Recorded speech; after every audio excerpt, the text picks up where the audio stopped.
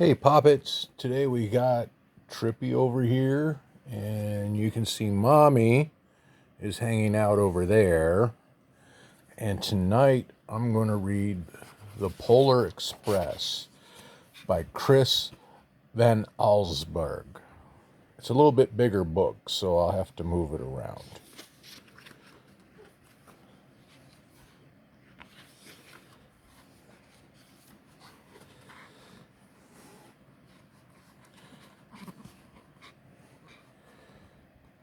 On Christmas Eve, many years ago, I lay quietly in my bed. I did not rustle the sheets. I breathed slowly and silently. I was listening for a sound. A sound a friend told me I'd never hear. The ringing bells of Santa's sleigh. There is no Santa, my friend insisted, but I knew he was wrong. Late that night, I did hear the sounds, though not of ringing bells. From outside came the sounds of hissing steam and squeaking metal.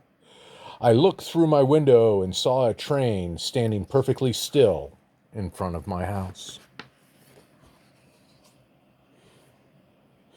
It was wrapped in an apron of steam, and snowflakes fell lightly around it. A conductor stood at the open door of one of the cars. He took a large pocket watch from his vest, then looked up at my window.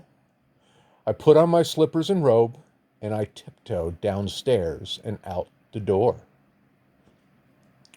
"All aboard!" the conductor cried out as I ran up to him. "Well," he said, "are you coming?" "Where?" I asked. "Why, to the North Pole, of course," was his answer. "This is the Polar Express." I took his outstretched hand, and he pulled me aboard.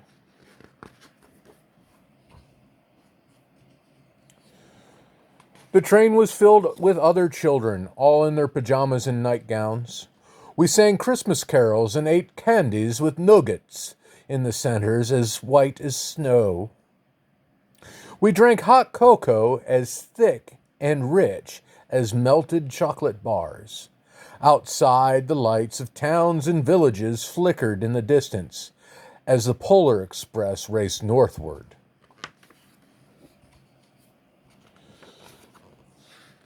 Soon, there were no more lights to be seen.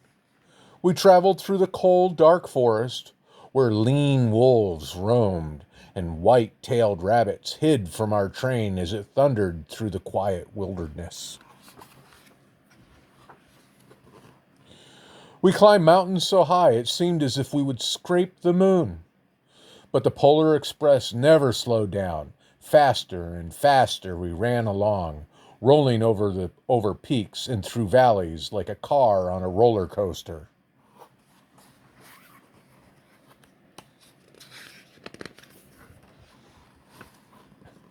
The mountains turned into hills, the hills to snow-covered plains, and we crossed a barren desert of ice. The great polar ice cap.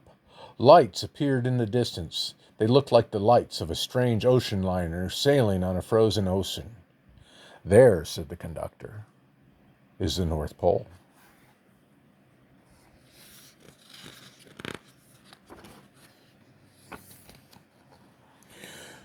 The North Pole was a huge city standing alone on top of the world, at the top of the world, filled with factories where every Christmas toy was made. At first, we saw no elves. "They are gathering at the center of the city," the conductor told us. "That is where Santa will give the first gift of Christmas." "Who receives the first Christmas?" we all asked. The conductor answered, "He will choose one of you."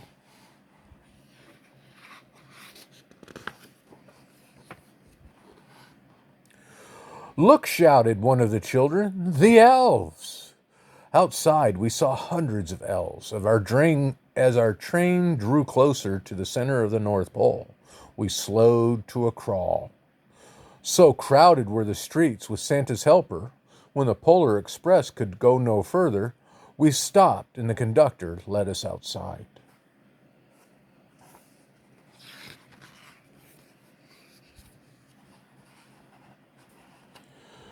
We pressed through the crowd to the edge of a large open circle. In front of us stood Santa's sleigh. The reindeer were excited. They pranced and paced, ringing the silver sleigh bells that hung from their harnesses. It was a magical sound like nothing I'd ever heard. Across the circle, the elves moved apart and Santa Claus appeared. The elves cheered wildly. He marched over to us and pointing to me said, "Let's have this fellow here." He jumped into his sleigh. The conductor handed me up. I sat on Santa's knee, and he asked, "Now, what would you like for Christmas?"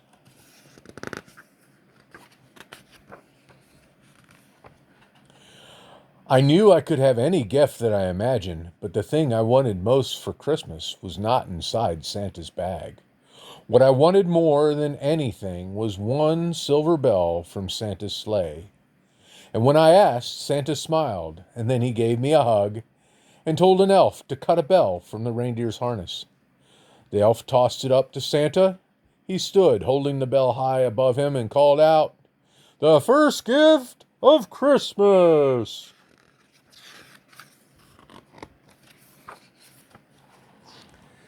A clock struck midnight. As the elves roared their approval, Santa handed the bell to me, and I put it in my bathrobe pocket. The conductor helped me down from the sleigh. Santa shouted out the reindeers' names and cracked his whip. His team charged forward and climbed into the air. Santa circled once above us, then disappeared into the cold, dark polar sky.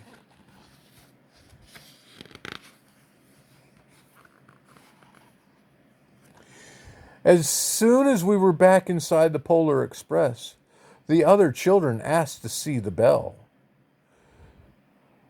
I reached into my pocket, but the only thing I felt was a hole. I had lost the silver bell from Santa Claus' sleigh. "Let's hurry outside and look for it," one of the children said. But the train gave a sudden lurch and started moving, and we were on our way home.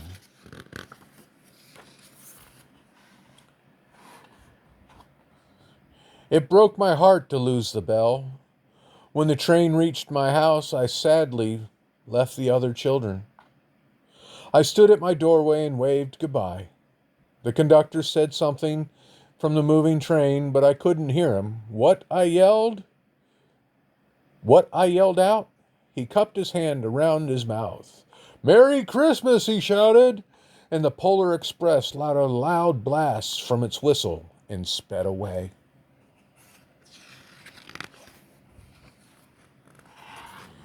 On Christmas morning, my little sister Sarah and I opened our presents. And when it looked as if everything had been unwrapped, Sarah found one last small box behind the tree and had my name on it, and inside was the silver bell. There was a note. "Found this on the seat of my sleigh. Fix that hole in your pocket. Signed, Mr. C." I shook the bell. It made the most beautiful sound that my sister and I had ever heard. But my mother said, "Oh, that's too bad." Yes, said my father, "it's broken." When I had shaken the bell, my parents had not heard a sound.